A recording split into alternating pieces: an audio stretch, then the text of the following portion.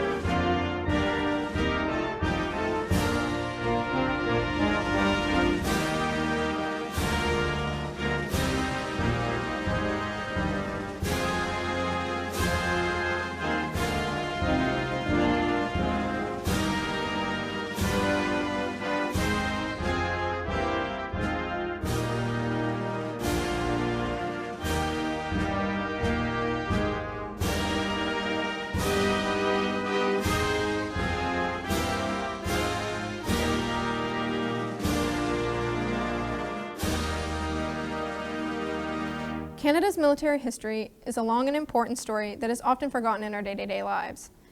From the Boer War, the Gulf War, wars in Afghanistan, War of 1812, Iraq, Korea, World War I, and World War II. Canada played a role in all of them.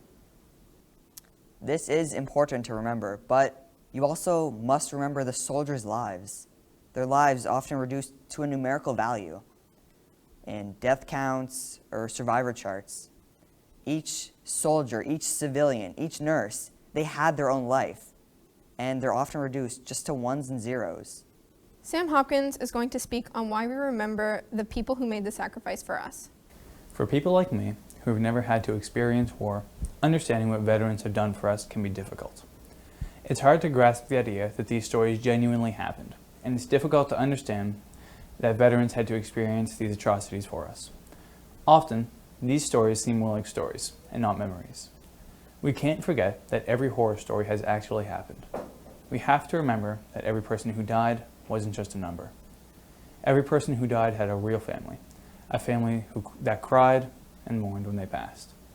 We have to remember that every veteran was a real person that had to experience real warfare, that has to remember what happened to them. We can never forget because their families can never forget, and they can never forget. We want to share a few hand-picked stories of people who showed exemplary acts of bravery and courage. Often you hear the word hero used, but what does it mean? While listening to these stories of true heroes, we invite you to think about what makes a person a hero. So, Joshua, why don't you tell me a bit about women in the war? Yeah, so there are many unsung Canadian heroes of the war. The women, a part of the Women's Royal Canadian Naval Service, I don't know if you ever heard of them, are a great example. One of these women I'd consider actually is one of Canada's national treasures. You've probably never heard of her though. Her name is Miss Elsa Lessard. Miss Lessard served at 2 secret locations. Yeah, the first being, it was like somewhere south of Ottawa, and the second was on a farm outside of Gunningsville, New Brunswick, actually. Miss Lessard in specific, during the Battle of the Atlantic, she was a part of a group labeled the Listeners, and her job would be to sit all day and listen. And she'd wait to intercept any enemy U-boat transmissions, which would be sent down to Bletchley Park in England, where they would be used to eventually crack the Enigma code, actually. Since the end of the war, Miss Lessard has attended every ceremony to commemorate and honor all the soldiers who died during the Battle of the Atlantic. And she's devoted her life to bringing to light the role women played in the military, saying, and I quote, "Before I left the planet, the Canadians would know there had been women in the war." So my war hero is Francis Pegmagabo, and he was one of the first Canadian Indigenous soldiers that was enlisted in the Army during the First World War. Pegmagabo joined the 1st Battalion, and while serving, he was credited with 378 kills as a sniper. During battles, he would venture out into no man's land where he would lie down and wait. Spending time in no man's land was incredibly dangerous. However, that did not stop him. For his exceptional service, he became one of only 39 Canadians to receive the military medal with 2 bars. After the war ended, he became an Indigenous rights activist, and him, along with other Indigenous leaders, founded the Brotherhood of Canadian Indians, which was one of the first national Aboriginal organizations. In 1949, he was elected the Supreme Chief of the National Indian Government, and sadly, in 1952, Francis Pegmagabo passed away, likely due to injuries he suffered to his lungs during the war. While it may be something many of you drive by every day, you may not pay much attention to it, or even know anything about it. But the Hammonds Plains Cenotaph has a lot of military and cultural significance. Shaylin Wadden will speak on this, followed by Sophie Doucette reading In Flanders Fields. Located in Uplands Park, the Greater Hammonds Plains in Lucasville's Cenotaph rests as a permanent reminder that we never forget the battles fought and the Canadian sacrifice of war. There are many unique features to this memorial, including soil having been repatriated from Vimy, Juneau, and water from the Atlantic. All represent points of great Canadian sacrifice. At the heart of the cenotaph is a medicine pouch placed by the Acadia First Nations. The face of the cenotaph highlights the dedication date, and that we must always remember the sacrifice of our veterans, and the words, "We stand on guard for thee." Side 2 has words from the poem, Flanders Fields. Side 3 has select words from the poem, For the Fallen. Side 4's inscriptions honors the sacrifice of the veterans' families. Around the top, Royal Canadian Navy, Canadian Merchant Navy, Canadian Army, Royal Canadian Air Force, Royal Canadian Mounted Police, and Allied Forces is inscribed. In Flanders Fields the poppies blow, between the crosses, row on row, that mark our place, and in the sky, the larks, still bravely singing, fly, scarce heard amid the guns below. We are the dead. Short days ago, we lived, felt dawn, saw sunset glow, loved and were loved, and now we lie in Flanders Fields. Take up our quarrel with the foe. To you from failing hands we throw the torch. Be yours to hold it high. If ye break faith with us who die, we shall not sleep, though poppies grow in Flanders Fields. Cameron Brown, can you tell me a bit about the number 2 Construction Battalion? The number 2 Construction Battalion was the first all-black battalion in Canadian history. The battalion was authorized July 5th, 1916, and despite a lot of resistance from the white officers who were calling the war the white man's war, the battalion was formed anyways. It was the only black battalion to be formed, and to this day remains the only predominantly black battalion in Canada. And most of those recruitments came from right here in Nova Scotia, which is a pretty amazing part of their history as well. So. A very small percentage of people on this planet can quite understand the severity of modern warfare. Many soldiers, even after returning from war, continue to suffer from the effects. A large percentage of soldiers suffer from PTSD, a concept to us that can be difficult to comprehend. Nathan Chow will speak further upon this overlooked issue. All too often, we pay attention to only the glory of war. We fail to acknowledge the horrors that these soldiers had to face firsthand. War is a destructive force that most of us could never imagine and never want to imagine. However, these soldiers bravely went out and fought in these wars. When they came home, they didn't just come back bringing physical wounds. They brought back emotional and mental wounds as well. We forget about PTSD and the trauma that these soldiers faced. We forget about the homelessness problems that plague Canadian veterans. We forget about the far higher suicide rates in the veteran community as well. In fact, a male Canadian veteran is 140% more likely to commit suicide than a male from the general population. We fail to help those that return home and just need someone to talk to.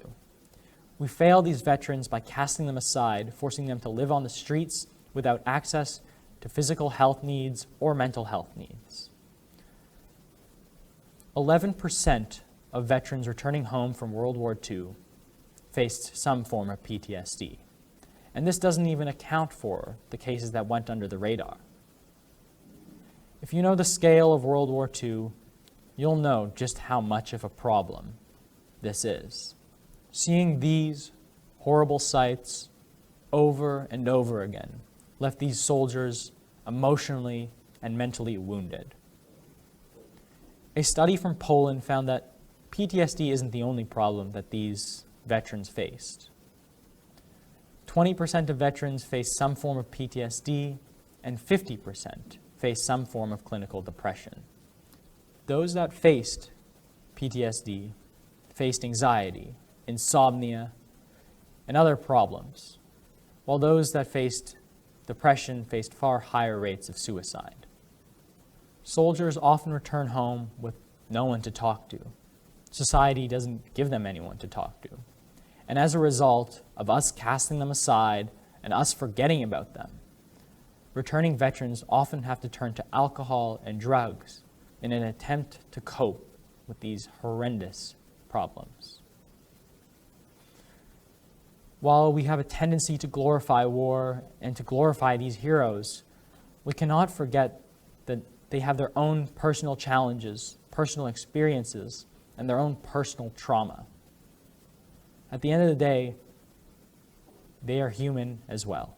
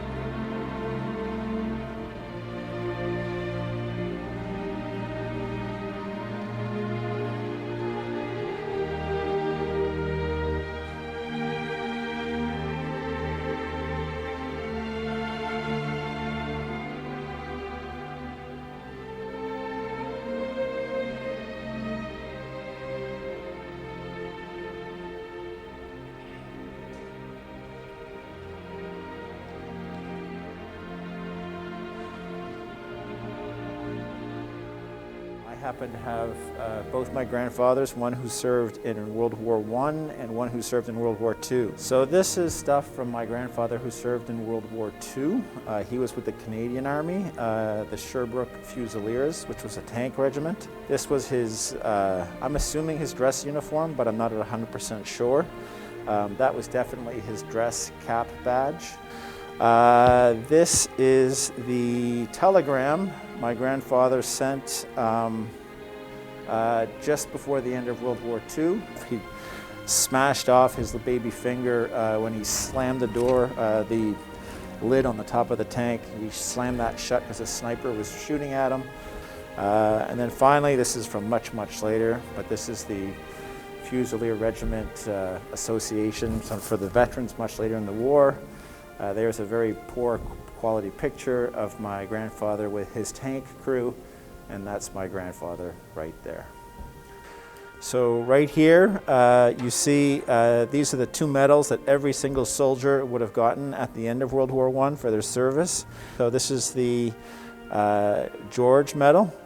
This is the Victory Medal for having, I guess, been on the winning side, theoretically. This actually was my grandfather's brother. And this, I guess, we think was his sort of just a canvas bag he kept for letters and stuff. But if you look here, it says personal papers of S.E. Williams. And I'm sure anyone who studied World War I, you hear about how letters were very important to soldiers. I guess it just sort of brings home the idea of walking around with something that you know full well will hopefully be able to be returned at home if you're killed. So, could you introduce yourself to the school, please? My name is Annette Lowe. My name is Angela Light, or Miss Light, and I am an admin assistant in the main office. I am the administrative assistant in guidance. I have been doing this job for 10 years, and I love it.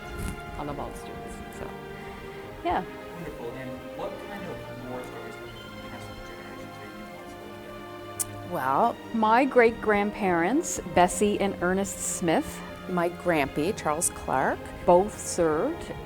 My great-grandmother, Bessie, was part of the Women's Land Army, and my great-grandfather, he enlisted in World War I in the Canadian Overseas Expeditionary Force. Didn't speak a lot about war.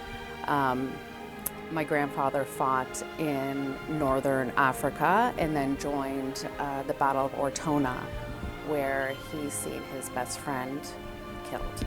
All 5 of his brothers actually served as well, and one of them was killed in action at the Battle of Vimy Ridge at 21 years old and died.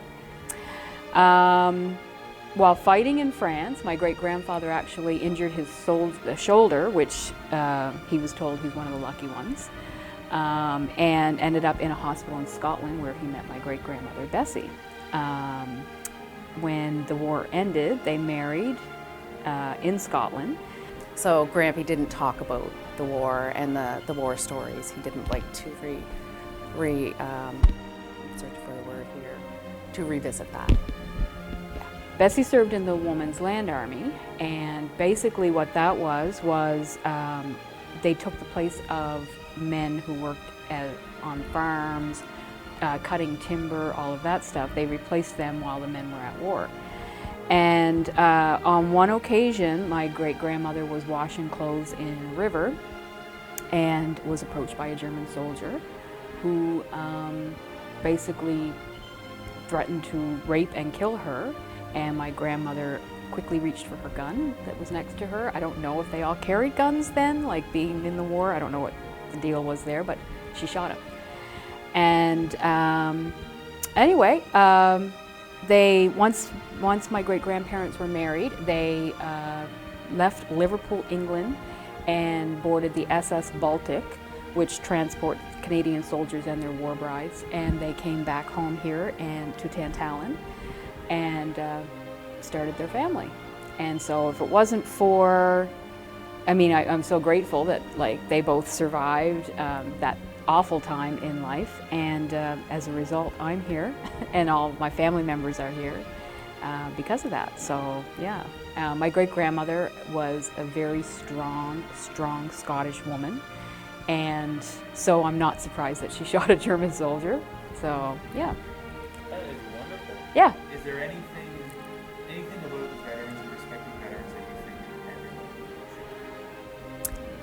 I think what I would like to, I feel that for me, putting it into perspective in a way that when I was my grampy's age, 19, I was concerned about my clothes and what new electronics I was going to buy or a CD, and my grampy was in a war fighting at this age, and for me that's what really put it into perspective. People like all of us, they're people that just wanted to live their life, but they took time out of their life to sacrifice that in order for us to have what we have right now, which is 100% freedom, and that's a beautiful thing. Would you please introduce yourself to the school? Sure. My name is Pat Evans. I'm an ex-military person. I've had 35 years in the Royal Canadian Navy serving. I've been retired now for about 16 years. I joined in 1972. I was what's called a radio operator in the Navy. I did that work for about 4 years until I took my technical course, at which time I was promoted to a master seaman. I worked as a technician for about 7 years until I was promoted out of that job. And then I worked as an administrator or a supervisor for technicians. During that time, I was posted to many, many ships at sea. I also did a stint up in Ottawa for 2 years as a career manager up there, where I was responsible for about 900 individuals in the naval electronic technician trade. You guys probably don't understand the old adages that we used to have, but I used to sit in a little room with a pair of headphones on and a speed key in front of me, and that's how we communicated back in the day, usually between the ship and shore stations, or we also used voice procedures and talked back and forth on that. And speaking of that, when we were away, we used a lot of our transmitters in order to be able to call home for our sailors when we were way off over in the Mediterranean and stuff. There's no internet or anything back in that day, so we just had to rely on people here in Halifax and doing voice communications with our family and friends here at home, which was really very good for morale. Do you have any other stories about the military you would like to share with us? Well, I had, like I said, 35 years overall. There's a lot of things that I'd like to talk about but can't, only because it may embarrass some of my other shipmates. However, there are times that we have a lot of fun. I was coxswain on the HMCS Iroquois in 2002, where we went over to the Gulf, and it was pretty high tension at that point in time. We had to run the Straits of Hormuz, which is between Iran and the UAE, and pretty high tension area. We had to do high value targets, not targets, or high value ships that we would escort in through the Straits of Hormuz, because it's such a narrow little area, and Iran being a bit of an arch enemy. We had to be on the guard all the time. So when we were escorting these ships through there, we had to be in a high state of readiness the whole time, where we had 50 cals mounted and manned the whole time that we were going through the streets. And the problem that we had there was the fast patrol boats, or not really fast patrol boats. They were actually very small smuggler boats that had very powerful engines in them, where they just packed it full of explosives and ran into the side of the USS Cole, and didn't sink the ship, but killed a lot of people and caused a lot of damage. So we had to be on the high readiness to do all that stuff. We were there to make sure that there was none of the bad guys getting out of Iraq, and we boarded a lot of ships, and just to make sure that people that were there were doing what they were supposed to do. Several times there were ships that wouldn't heed us, and our mandate was that they have to heed us. So shots across the bow, things like this. If they didn't at that point, we did have a group of very elite people from the Netherlands join our ship, and they actually got the whole story on our ship, and then went up by helicopter, rappelled down onto this other ship, and had everybody secured within about 3 minutes. We could see them through our cameras on the ship. And it was kind of amazing to watch these guys. They're all about 6'5", about 240, and built like this, and weapons all over them. And I kind of laughed because I was looking through big eyes at one of them. And I felt I had about 6 of their crew up on the forecastle, and these crew members were all having a smoke, and you could hear the fellow from the Netherlands, or see him saying something with them, and they weren't heeding him. So he drew his weapon, cocked it, and next thing you know, you see cigarettes and lighter going off the side of the ship, because all he said to them was to put all that stuff away. So as soon as he cocked his weapon, he got a pretty good attention from all these people. And when they came back, I asked this individual, I said, what if they hadn't done what they'd done? He says, a bullet in the kneecap sort of carries a lot of weight. And I kind of thought that was kind of cool. What do you think is important that high school students should know about veterans? Military people, because of their jobs, have to go away. And they miss a lot of Christmases and anniversaries. But what you told me today makes a big difference to us. The big thing about, from my standpoint, is what you said to me, thank you for your service. And I think if students, when they go to the cenotaph and see veterans, if they just extend a hand or a fist bump and say thank you for your service, that means a lot. We would like to thank you all for sharing this time to remember with us. November 11th, 1918, the armistice was signed to end World War I, and to this day, November 11th is recognized as Remembrance Day. A day to reflect and remember the sacrifices and contributions made for us. On Remembrance Day, I implore you and your family to take time and remember the past. Remembrance Day ceremonies are a great way to show your appreciation for those who served and those who continue to serve. We now invite you to partake in a moment of silence, followed by the last post.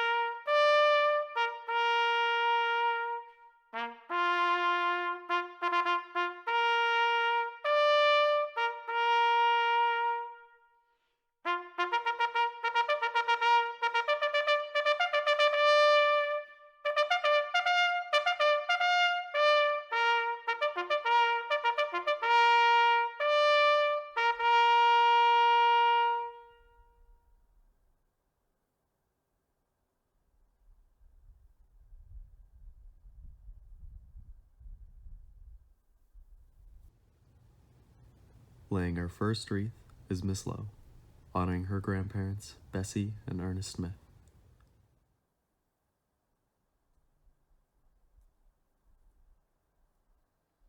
Laying our second wreath is Miss Light, honoring her grandfather, Charles Clark.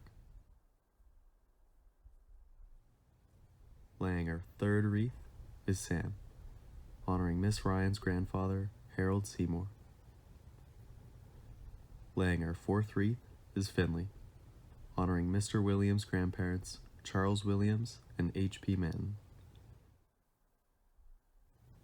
Laying our fifth wreath is Ariana, honoring all the nurses and healthcare professionals involved in the war efforts.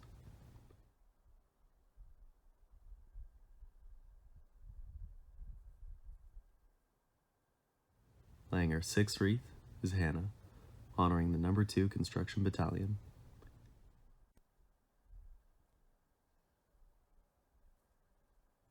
Laying our 7th wreath is Nick, honoring all the forgotten Indigenous warriors.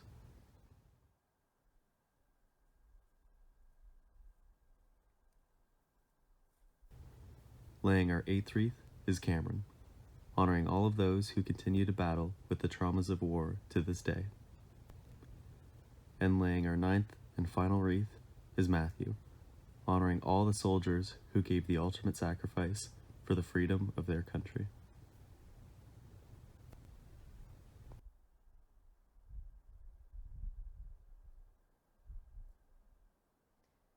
Squad close order.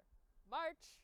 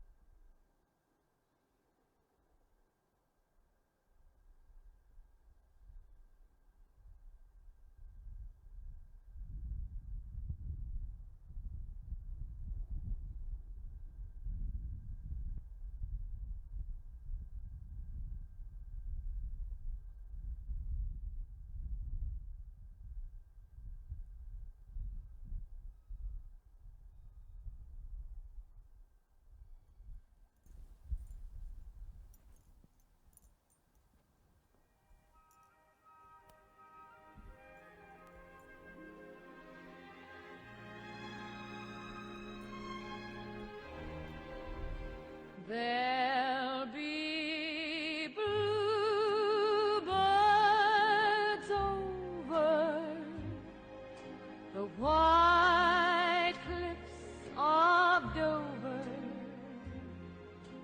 Tomorrow, just you wait and see. There'll be love and laughter